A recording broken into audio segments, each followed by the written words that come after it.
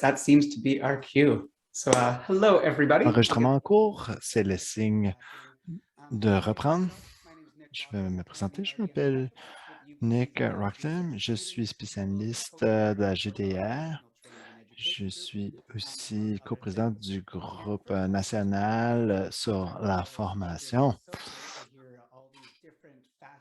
J'aimerais féliciter chaque présentateur et présentatrice. Vous avez pu expliquer des notions complexes en termes relativement simples. Il y a Jeff, Karen et autres personnes qui ne sont pas de retour pour l'instant. Je vais partager certaines questions de la fonction Q et R. J'aimerais remercier tout le monde d'avoir répondu à certaines questions en cours de route, mais je vais aussi reprendre certaines questions parce que ça peut être utile d'y répondre de vive voix plutôt que de seulement avoir la réponse dans la section QR. Bernie veut savoir quelles sont les compétences qu'il faut dans l'établissement pour amener les données d'une phase active à une phase de préservation. La consignation nécessite certaines aptitudes et connaissances. Comment peut-on être mieux outillé pour le faire? Beau peut peut-être répondre à la question. J'invite aussi les autres intervenants à y répondre. C'est une très bonne question. J'en parlais à Ernie il y a très longtemps. Il faut regarder la situation soit de l'angle du verre d'eau à moitié plein ou à moitié vide. Nous sommes en train de créer ces compétences, surtout dans notre projet de certification. Nous voulons renforcer les compétences et faire de la sensibilisation. Je crois que nous allons dans la bonne direction. Je ne sais pas si vous souhaitez ajouter quoi que ce soit. J'aimerais revenir au groupe que Nick co-préside, le groupe national sur la formation. Si nous n'avons pas de spécialistes de données, des bibliothécaires de données, des experts en recherche qui connaissent la gestion de données de recherche, nous ne pourrons pas avancer. Mais les choses avancent bien. Il faut penser à la formation aussi pour les chercheurs, surtout les chercheurs en début de carrière qui représentent l'avenir de tout ce que nous faisons. Il faut que les nouveaux chercheurs soient mis à jour quant aux bonnes pratiques de gestion de données de recherche. Nous avons consacré beaucoup d'efforts à cet effet au cours des dernières années. Je suis d'accord avec Beau. Il faut voir la situation comme étant un verre à moitié plein, pas à moitié vide. Nous devons continuer nos efforts pour pouvoir toujours progresser. Très bien, merci. Daniel, est-ce que vous voulez ajouter quelque chose? Je sais que vous êtes à l'extérieur du contexte canadien.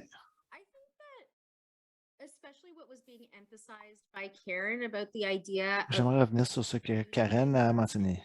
Quant à avoir du travail distribué, c'est un modèle très important pour que le travail soit effectué efficacement. Ce ne serait pas réaliste de présumer que chaque établissement va pouvoir reproduire l'expertise sur le plan local. J'ai été très impressionné par les approches en réseau aux États-Unis. Nous travaillons avec le réseau de curation de données. Il y a beaucoup d'opportunités de rafraîchir les compétences dans les bibliothèques. Différentes organisations ont essayé d'intervenir dans le domaine, notamment The Carpentries. Quant à l'enjeu de renforcer la capacité des chercheurs, c'est très important pour les chercheurs moins expérimentés. Il ne faut pas oublier que ce sont des compétences nécessaires à chaque niveau. Bien que c'est plus difficile d'intervenir avec ceux qui sont moins établis, étant donné la continuité de ces postes et la relation de formation directe avec les étudiants, c'est très important de travailler avec les chercheurs avec moins d'expérience.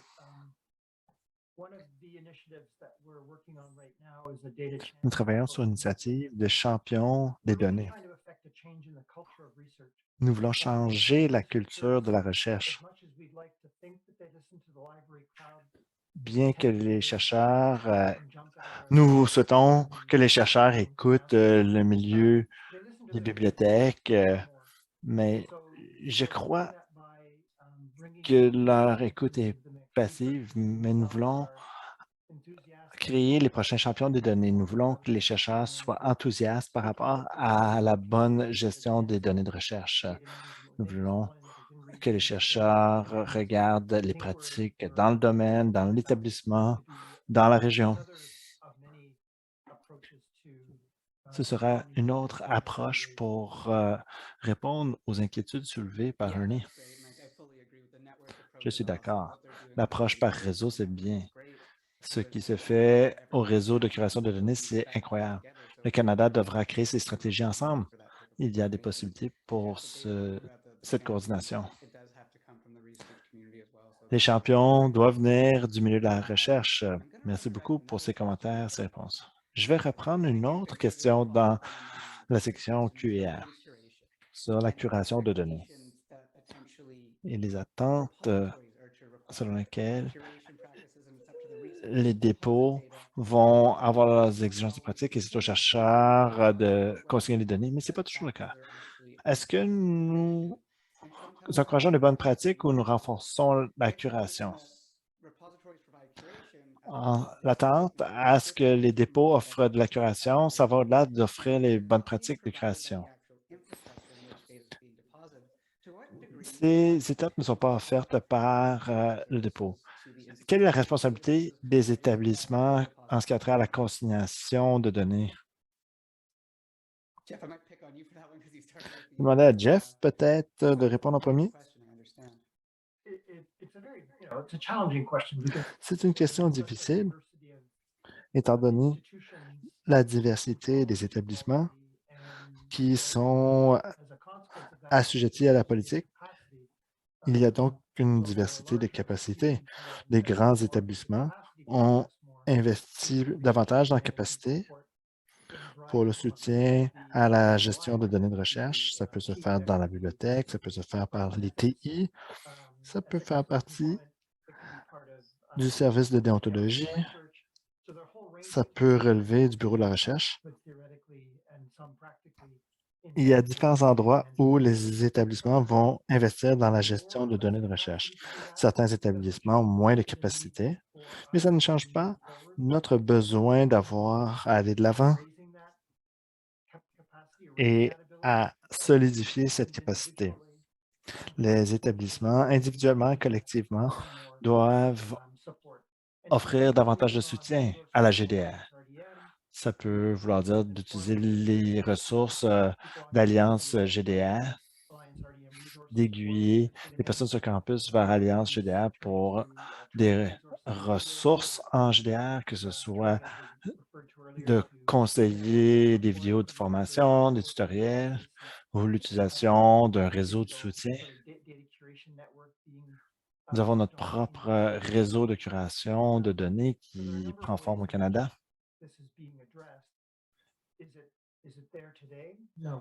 Nous n'avons pas encore une situation idéale. Nous devons continuer nos efforts. C'est un très bon point. Faire déplacer l'aiguille un peu chaque jour. Pour Daniel, avez-vous des commentaires supplémentaires sur la curation de données? J'aimerais en savoir plus sur ce réseau en cours de création. Dans le contexte canadien, le défi, c'est qu'il y a moins de personnes et moins d'établissements. Les États-Unis ont un nombre épatant d'universités.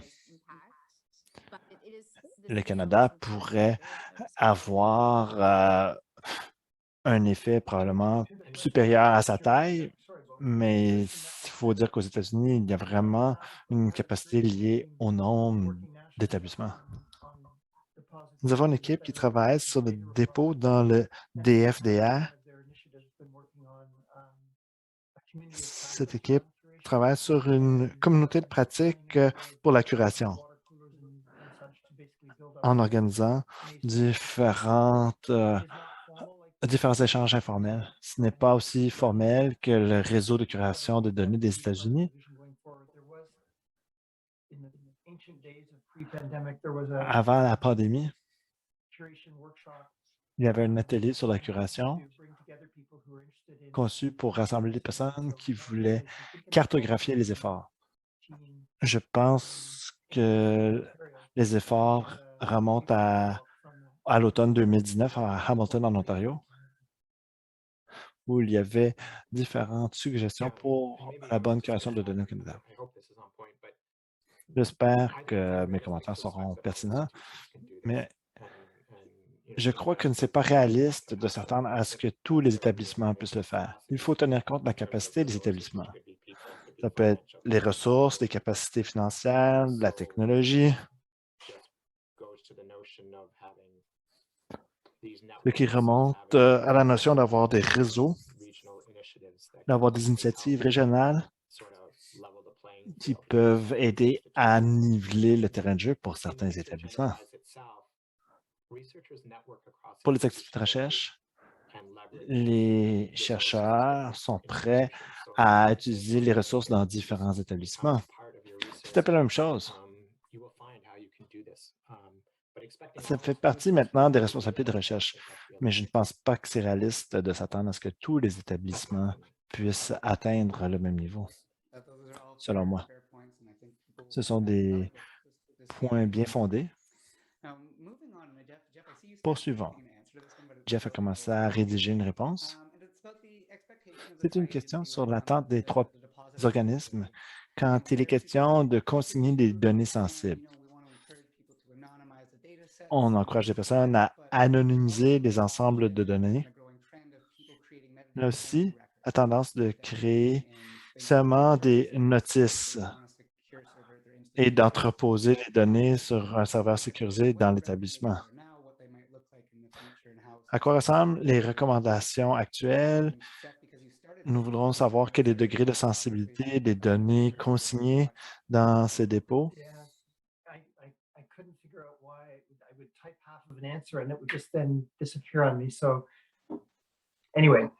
Je ne sais pas pourquoi je n'ai pas pu terminer la rédaction de ma réponse. Quoi qu'il en soit, je crois que les options sont légitimes. L'indexation des métadonnées pour les données sensibles et ensuite aiguiller vers un lieu sécuritaire est une façon de gérer la consignation des données sensibles.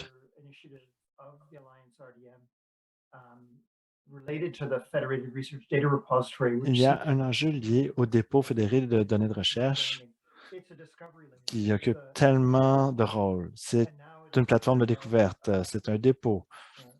Maintenant, le DFDA fait partie d'un projet de concert avec l'Université Simon Fraser afin de souligner les dépôts de données pour les données sensibles, par lesquels les données de recherche sensibles générées par les chercheurs soient encryptées ou cryptées et déposées de forme cryptée dans un dépôt de données sensible du DFDR avec une clé qui serait entreposée ailleurs.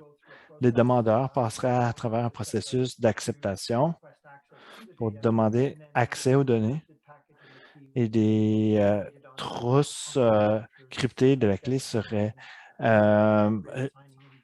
mises sur le poste de travail du demandeur afin de pouvoir décrypter les ensembles. Je ne l'explique pas aussi bien que mes collègues qui sont experts dans le domaine, notamment Victoria Smith, notre coordonnatrice sur les données sensibles. Elle pourrait mieux expliquer cette technologie.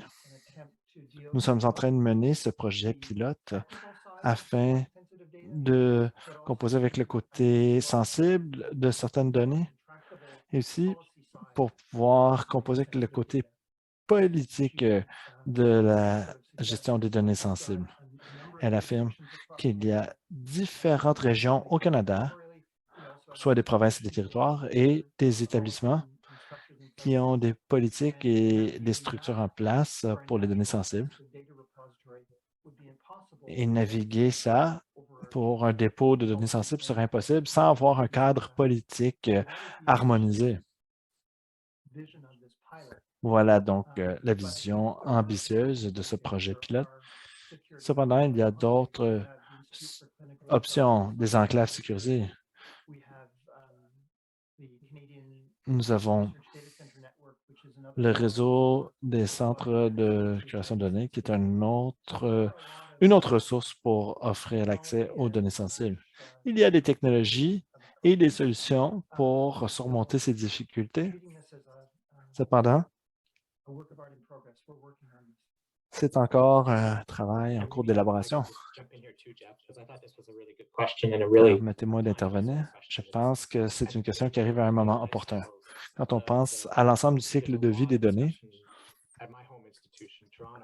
à Toronto, nous avons plusieurs discussions pour voir comment nous stockons, nous analysons et nous traitons cette information, surtout lorsqu'il est question d'informations sur la santé. Nous consacrons beaucoup de notre temps à ces enjeux. Jeff a expliqué comment ça fonctionne. On nous encourage à rendre l'accès à ces solutions plus généralisées. J'aime l'idée de créer des métadonnées disponibles dans les systèmes publics et ensuite sauvegarder les données sensibles dans un système sécurisé dans notre établissement. Et je me demande si c'est la solution la plus sécuritaire. Ce n'est peut-être pas le cas, à moins que le système soit physiquement séparé du réseau et soit gardé dans un coffre-fort. Je ne suis pas convaincu que le stockage le plus sécurisé sur les campus des établissements. Nous devons regarder toutes les solutions afin d'être plus efficaces. Je peux peut-être vous donner un autre exemple d'initiative pour les données sensibles. Kevin Reed, le président de notre groupe d'experts sur la découverte et les métadonnées, mène un projet sur l'accès restreint à des données. Leur groupe de travail regarde des ensembles de données avec des contraintes d'accès et crée des notices de métadonnées qui font un lien avec le lieu d'hébergement à ces ensembles de données dont l'accès a des contraintes afin d'ouvrir la voie à la négociation d'accès. Si vous savez qu'il y a quelque chose au gouvernement du Canada, mais c'est sous verrou, comment exposer les métadonnées des notices et d'ouvrir la voie pour un accès sous autorisation. C'est une autre façon de régler l'enjeu sur les métadonnées et les données sensibles. Daniel, avez-vous des choses à ajouter par rapport au contexte aux États-Unis? Non, je n'ai rien à ajouter, mais je trouve que ce groupe de travail semble vraiment intéressant. Je prends des notes, je me dis, c'est curieux. Parfait. Nous avons une autre question intéressante. Je n'y avais pas songé. Nous voulons regarder les aspects écologiques de la consignation et de la préservation des données. Est-ce que le travail tient compte de l'empreinte écologique de la préservation et du stockage des données? Jeff?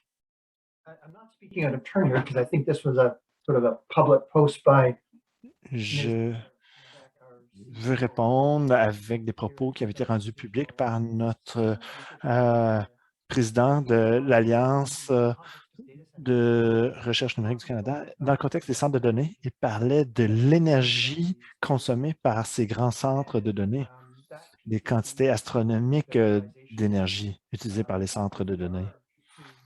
Donc, je me suis dit, si nous devons préserver des ensembles de données, il y a un coût monétaire, il y a un coût écologique. Il faut tenir compte de l'empreinte carbone liée à ces activités de préservation. Je ne peux pas parler au nom de l'Alliance sur cet enjeu. Cependant, vous pouvez parler à Nizar et à d'autres experts. Ils analysent l'empreinte écologique de l'entreposage des données volumineuses. C'est un élément très important pour l'Alliance ou le Canada a des politiques quant au réchauffement climatique. Nous devons le mesurer dans chacune de nos actions. Notre PDG l'a mentionné comme un élément dans l'ensemble des efforts. C'était une question curieuse. Je ne savais pas comment répondre. Ma réponse franche serait que je n'y avais pas pensé directement. Indirectement, nous y songeons à l'université. Si nous devions construire un nouvel édifice, je ne pourrais pas avoir un centre de données à moins que celui-ci réponde à des normes environnementales, puisque l'immeuble d'ici 2050 doit être carboneutre.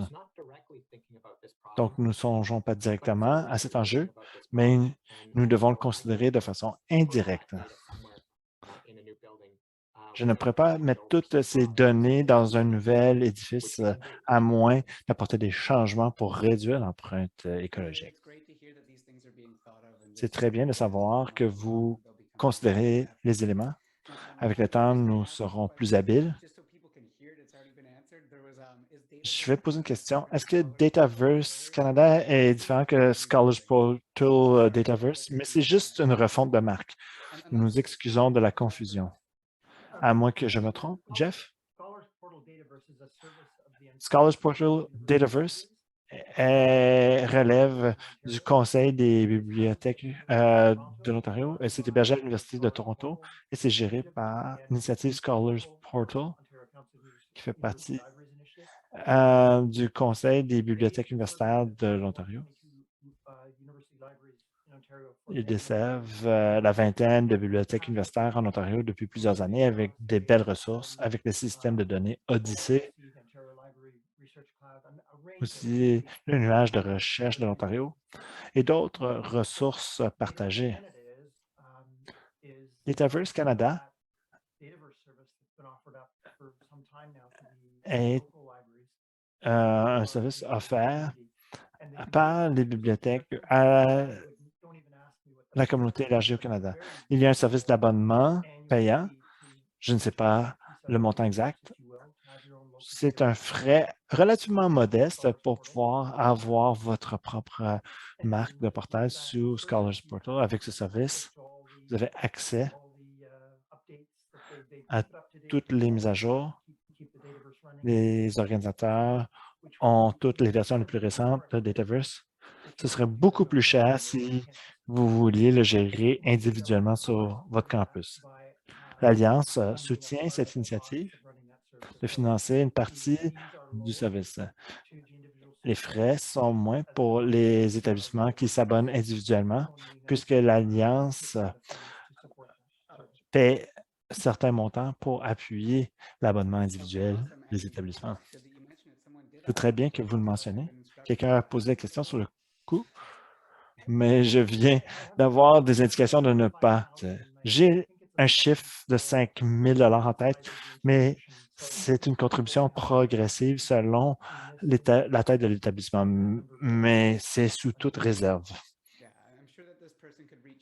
Je suis convaincu que la personne peut parler à Dataverse ou à une autre personne pour avoir un devis plus précis pour l'établissement.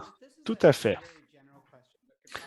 J'ai une question plus générale sur les efforts actuels et les prochains efforts.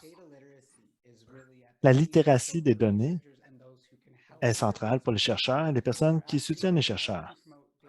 Je veux savoir comment on peut faire la promotion de la formation en littératie des données comme élément central de ces projets de recherche. J'invite tout le monde à répondre à cette question, en commençant par Jeff. Il y a plusieurs questions qui évoluent autour de cette même question. Si nous revenons au continuum de stockage de données, il y a la phase active de stockage. Lorsque les chercheurs clarifient les idées, commencent à travailler avec certaines données, la littératie des données, c'est très important pour la phase active de stockage de données. Nous savons quel travail doit être donné en littératie des données puisque je suis bibliothécaire de données depuis 35 ans. Je l'ai constaté. Nous devons renseigner les personnes sur la façon de classer les données, analyser les données et de faire ressortir ce qui est nécessaire des données pour répondre aux grandes questions de la société. Il faut aussi savoir comment gérer les données. On peut mener des calculs de régression, mais ce n'est pas utile si on ne s'en sert pas de la bonne manière. On peut avoir des bons résultats de recherche, mais revenir ensuite à une feuille de calcul brouillon avec des formules un peu partout, ça peut être un vrai fouillis. L'information peut être valide, mais personne peut déterminer comment la conclusion a été établie, même si la conclusion était valide. La littératie des données est très importante. Elle va de pair avec la gestion de données. Un élément soutient l'autre. L'Alliance, anciennement sous portage, avons défendu depuis longtemps la littératie des données. C'est une responsabilité partagée. Il y a beaucoup de responsabilités dans le domaine des bibliothécaires des données. C'est possible de travailler avec les bibliothécaires pour améliorer la littératie des données. À compter du 1er avril l'année prochaine, nous allons pouvoir commencer à intervenir dans la phase active du stockage pour les responsables du calcul informatique de pointe. Mais je vais m'en tenir à ça. Merci beaucoup pour la réponse. Beau ou Daniel, voulez-vous ajouter quoi que ce soit sur la formation pour la littératie des données? Parfait. Poursuivons. Voici une question intéressante. Lorsqu'un projet a été entièrement mené en français, est-ce qu'il est possible de partager les données en français? Il y a différentes expériences avec les dépôts. Est-ce que le DFDR et autres dépôts soutiennent ces options de consignation bilingue? C'est une bonne question. Les chercheurs peuvent déposer toutes les données générées. Si les données sont en français, nous avons une équipe de curateurs pour le DFDR, par exemple, où les données vont être organisées dans le dépôt dans la langue de choix. Je ne crois pas qu'il y ait un problème avec la consignation de données dans le DFDR ou dans Dataverse dans la langue de choix du chercheur. Et ça peut être une autre langue. Si on souhaitait le faire d'un point de vue de découverte, peut-être qu'on voudrait diversifier les langues de métadonnées pour pouvoir découvrir ces données dans différents portails, dans d'autres langues. Mais je ne pense pas que ce soit un problème. Me permettez-vous d'intervenir juste pour vous dire qu'une autre approche serait le travail sur le web sémantique pour créer des anthologies qui peuvent être traitées par des machines. Dans n'importe quelle machine, il est possible de faire des passerelles entre les langues. Ce serait une autre possibilité. C'est encore dans les premiers stades. Il faudra travailler pour peaufiner le système. Très bon point. Nous avons la première personne qui a levé la main pour poser une question de vive voix. Ernie, vous avez obtenu la permission d'activer votre micro? Parfait, c'est Jen qui a autorisé Ernie à activer son micro. Allez-y, Ernie. Merci beaucoup.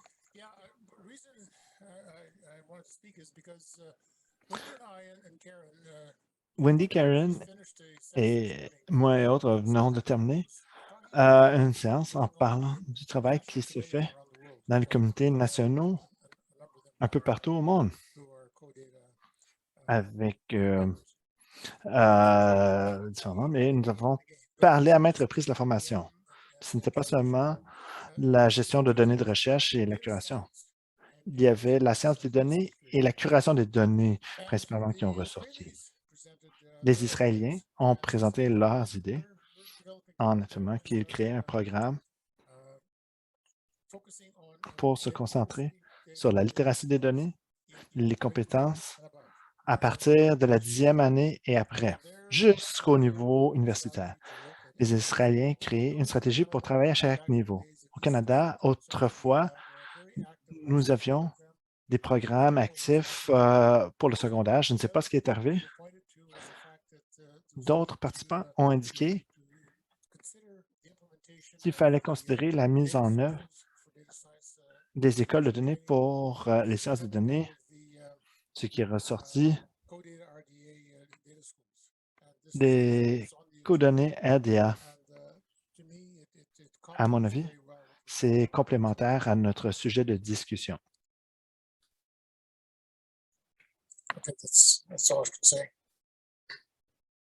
That's a great addition, Ernie. I think data science definitely plays an active role in this. Are there any comments for Ernie's suggestions here or comments? Très belle addition, en fait. J'aimerais savoir, est-ce qu'il y a des commentaires là-dessus?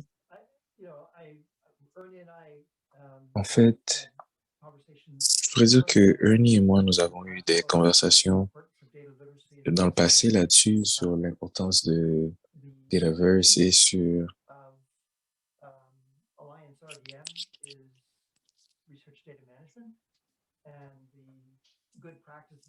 et les bonnes pratiques et les meilleures pratiques, en fait, autour de ces domaines. Et comme je l'ai dit, ces deux vont ensemble, main dans la main, que ce soit la science des données ou les connaissances du point de vue des données. Je crois que c'est une scène qui est assez intéressante à voir. Surtout au Canada, nous avons plus de connaissances sur la littératie et les connaissances des données.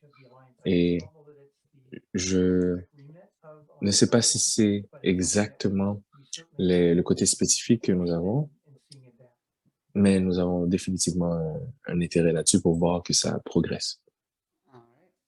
Parfait.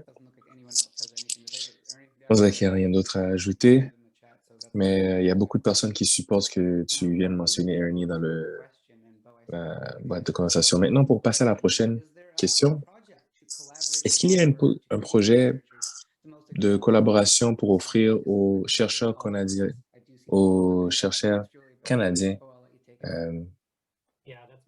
je te laisse répondre. Oui, en fait, je crois que j'ai cliqué là-dessus. C'est pas que je voulais répondre, mais j'avais juste cliqué. Donc, je ne l'ai pas mentionné dans le chat, mais Jeff en a parlé un peu au début à propos de faire la collection pour des dépôts différents. Et je crois aussi que le groupe a une liste. Et je ne sais pas si on va s'arranger pour que ça soit accessible au public. Peut-être que ça sera encore mieux ou peut-être ça pourrait être une bonne approche, mais peut-être, Jeff, toi, tu pourrais répondre à cette question pour savoir est-ce que... Oui, en fait, nous avons travaillé sur l'inventaire des dépôts et nous avons identifié ces inventaires et en travaillant dans cet index, nous avons en fait une liste beaucoup plus complète et beaucoup plus affinée en fait. Et je crois que nous avons plus de 200 identifiés et de ceux-ci, peut-être 90 d'entre eux avaient leurs métadonnées qui étaient déjà collectées et disponibles. Et là maintenant, il faut vérifier si c'est disponible dans ces 90 dépôts. Maintenant, les autres sont en train de travailler là-dessus et il y a plusieurs raisons sur lesquelles, en fait, je ne suis pas en fait une position pour pouvoir répondre à tout cela, mais je sais que ça a un rapport avec le tout qui a rendu l'accès à ces index beaucoup plus difficile. Mais il y a l'objectif, c'est de leur permettre de dévoiler leurs données. Et là, nous travaillons aussi pour qu'ils puissent améliorer leurs métadonnées. Génial. So, moving forward, we have another question Avançons, about... avançons. Je crois que nous avons une autre question à propos des formations. Et là, si je ne me trompe pas, est-ce qu'il y a quelque chose que vous pourriez dire là-dessus? On veut savoir, est-ce qu'il y a une formation spécifique sur les licences d'accès aux données? C'est un aspect qui est très important lié au dépôt. Oui, en fait, je vais interpréter cette question comme étant quelque chose qui a rapport avec le point de vue éthique et l'accès approprié des données qui n'auraient pas été ouvertes sans ces accès. Nous avons nous avons développé une boîte d'outils lorsqu'on travaille avec Portage. Et cette boîte d'outils inclut un vocabulaire, un dictionnaire de termes, en fait, que nous utilisons dans ce contexte, mais ça inclut aussi certains textes de direction du point de vue éthique lorsqu'on parle du consentement euh, officiel. Donc, c'est juste pour s'assurer qu'il y ait une sorte de consentement autour de ce genre d'accès. Je ne pense pas qu'on a quelque chose de plus spécifique lorsqu'on va plus loin que ça, lorsqu'on parle de notre coordonnateur de données, lorsqu'on regarde ce genre de politique non plus. Cette boîte à outils n'a pas quelque chose de très spécifique là-dessus. Par contre, je sais que lorsqu'on parle des données euh, importantes, il y a quand même une composante très importante qu'on ajoute là-dessus pour créer un méta-accès.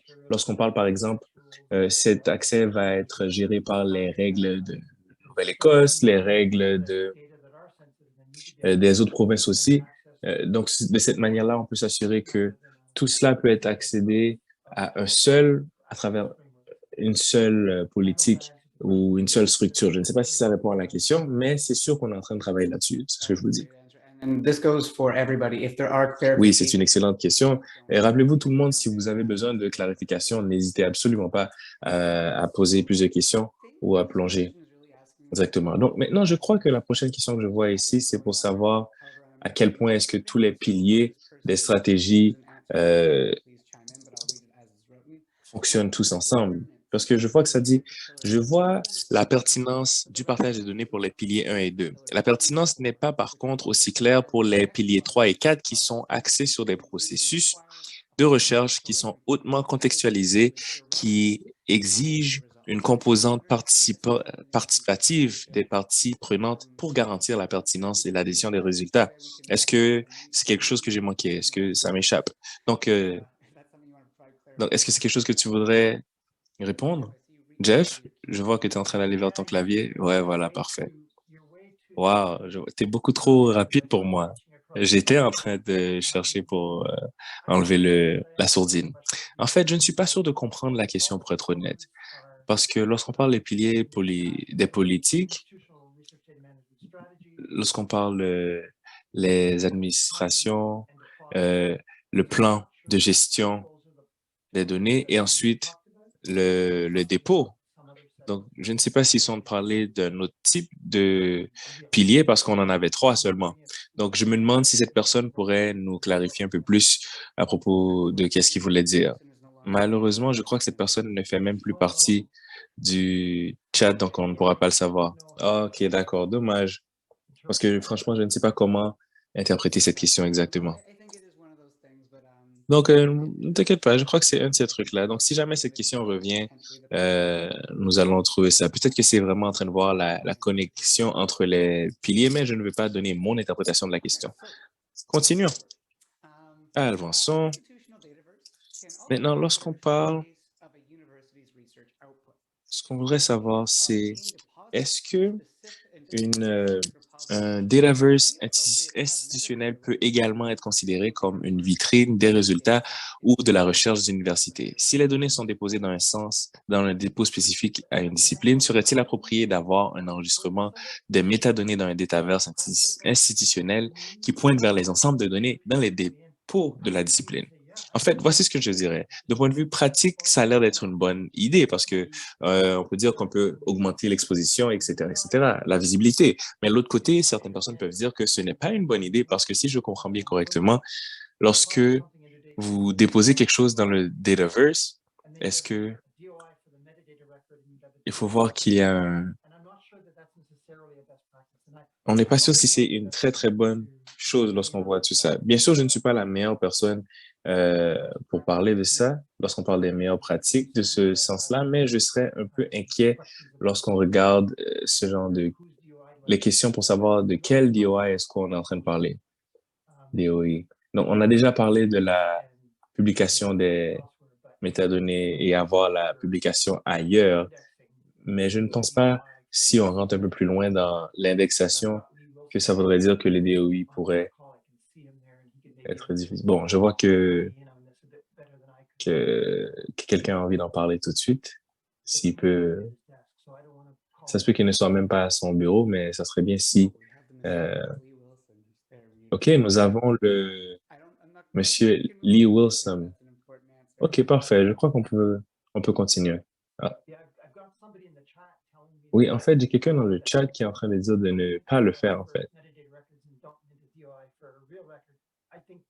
Donc, ça serait pas une bonne idée de mettre des DOI pour les registres différents. Donc, on dirait que les gens, oui, le peuple a parlé. Ils nous ont proposé de ne pas le faire.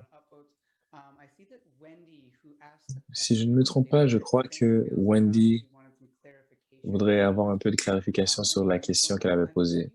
En fait, Wendy, je vais enlever la sourdine si tu veux parler pour expliquer un peu ce que tu veux dire. Est-ce que tu nous entends, Wendy?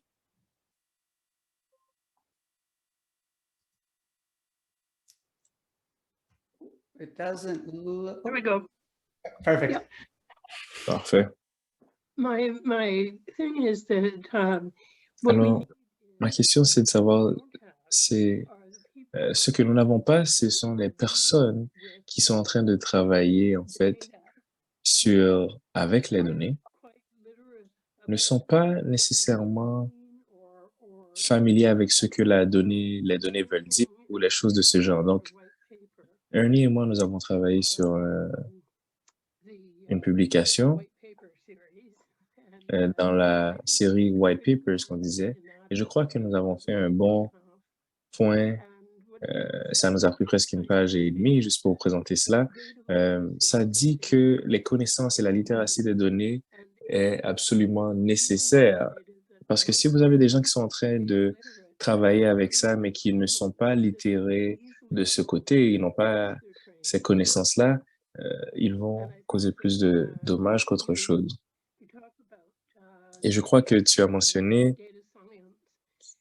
lorsqu'on parle de la visibilité de la science des données, je n'avais pas réalisé que j'étais une scientifique des données avant d'avoir travaillé à Carleton. Donc, c'est à peu près la même chose. C'est juste que je ne comptais pas les mêmes choses.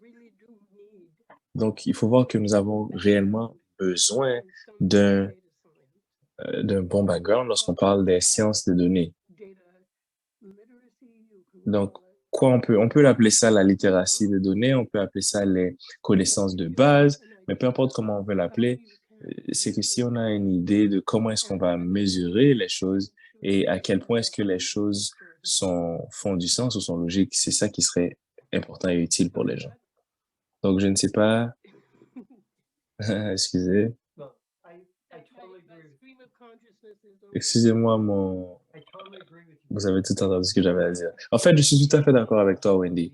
Nous avons absolument besoin de sciences des données et beaucoup plus de connaissances des données dans peu importe le type de forme qu'on peut trouver. Merci énormément, Wendy.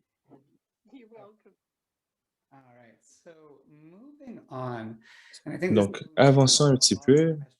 Et là, vous pouvez voir, nous avons des questions qui ont sûrement rapport avec les données autochtones que nous avons eues hier. Donc, il y a quelqu'un qui demande, est-ce qu'il y a quelqu'un dans le groupe qui a une expertise en matière des données autochtones et métis? Je ne sais pas si c'est un domaine d'expertise que nous avons dans le groupe ici, mais je sais qu'il y a des gens qui sont en train de travailler là-dessus quand même. Oui. En effet, c'est un côté très important de notre travail à RDM, de gestion de données de recherche. Et il faut voir que l'une des choses que nous avons fait, que notre PDG a arrangé dans ce domaine-là, c'est simplement de dire que tout le monde dans l'Alliance, devrait avoir un travail, une formation au CAP. Donc, c'est une formation qui a été créée par le Centre d'information autochtone. Et c'est pour ce sujet, justement. Et ce que ça fait, c'est que ça permet à tout le monde d'avoir une structure d'approche qui permettrait de lorsqu'on parle des Premières Nations, dans ce contexte-là, bien sûr. Et ce qu'on voit, c'est que il faut comprendre que nous avons un intérêt très profond dans ce domaine parce que nous aimerions voir comment est-ce que nous pourrions engager les communautés autochtones. Parce que, bon, bien sûr, c'est très jeune, donc ne me prenez pas au mot, mais il faut voir que nous sommes simplement en train de travailler là-dessus pour euh, collecter de l'information, pour générer et développer avec les communautés autochtones et les nations aussi. Donc, il y a beaucoup de travail là-dessus, il y a beaucoup d'intérêt là-dessus, mais il faut dire que ce n'est pas un processus qui sera rapide, c'est quelque chose de long terme où on doit construire et bâtir une relation et de la communication qui doit aller. Donc, ça ne peut pas changer du jour au lendemain, mais nous sommes en train de travailler là-dessus avec nos partenaires. Et bien sûr, nous sommes encore dans les premières étapes, mais et nous savons qu'il y a beaucoup de travail à faire encore là-dessus. Donc, je vois que dans le chat, il y a des gens qui sont en train d'expliquer à quel point c'est important cette formation au CAP. Passons à la prochaine question. C'est une clarification pour une question qu'on avait eue au début lorsqu'on parlait des licences de données. Donc, là, ce qu'on veut savoir, c'est la question qui portait sur les licences telles que Creative Commons. Est-ce qu'on prévoit une formation à ce sujet dans un avenir proche? En fait, c'est une excellente suggestion. C'est tout ce que je puis dire. Donc, je sais que nous sommes en train de travailler là-dessus. Sur toutes nos publications et sur nos ressources lorsqu'on parle de notre licence Creative Commons. Donc oui, oui, nous y pensons. C'est une excellente idée. C'est sûr qu'on pourrait faire ça. Et Jen écoute en ce moment, Jennifer écoute, donc elle pourra peut-être le faire avec nous dans le futur. J'ai une entrevue qui vient tout de suite, donc je dois vous laisser. Mais vous savez, Jenny est notre coordinatrice de formation, donc elle pourra vous donner beaucoup d'informations aussi. Donc, je m'attends à ce qu'il y ait beaucoup de ces trucs qui sont disponibles. Donc, nous n'aurons pas à recréer le tout, c'est vraiment d'aller chercher ces ressources-là qui va être la difficulté. Génial. Et en effet, Jen est une ressource excellente et nous pourrons lui poser certaines questions. Parfait. Là, nous avons une question qui est vraiment, qui nous demande en fait lorsqu'on parle de la limite de 1 terabit. Donc, il voudrait savoir est-ce qu'il y aurait des options pour les chercheurs disposant de très grands ensembles de données, donc qui seraient supérieurs à ce 1 terabit.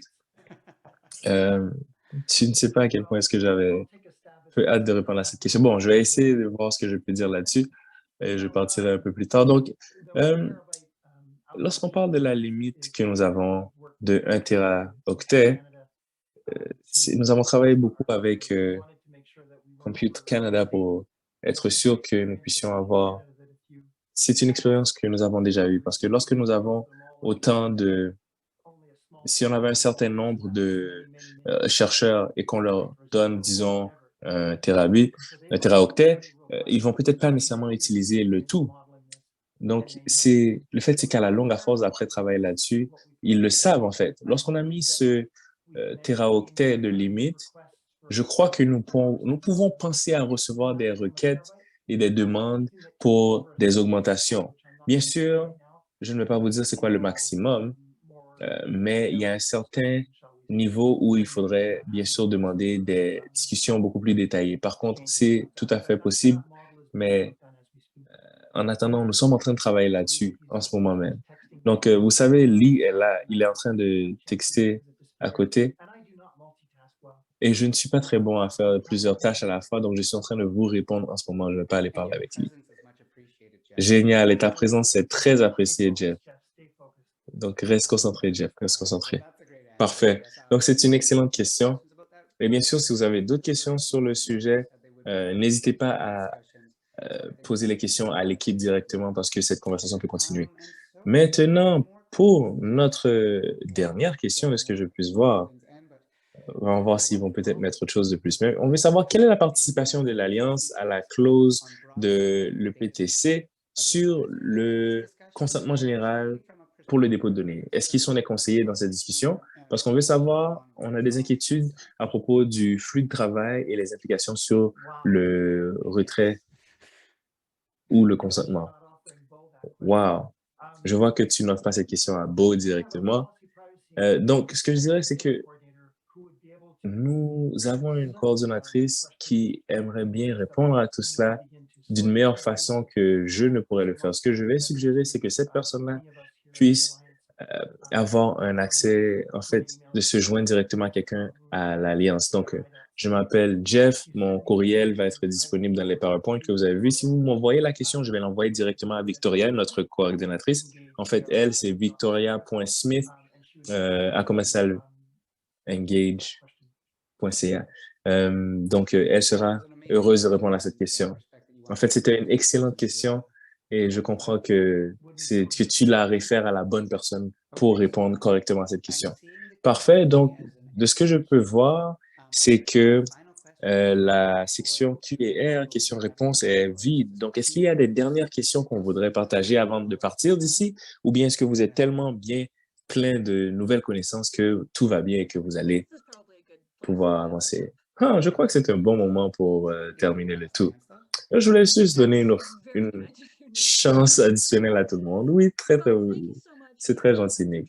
Donc, merci à vous tous de vous être joints à nous aujourd'hui à cette session à propos des dépôts de données. Donc, si jamais vous avez manqué cette partie, on parlait des dépôts de données. Donc, merci beaucoup aux présentateurs aujourd'hui, Jeff Mood, Bo Schneider, Daniel Cooper, Karen Payne.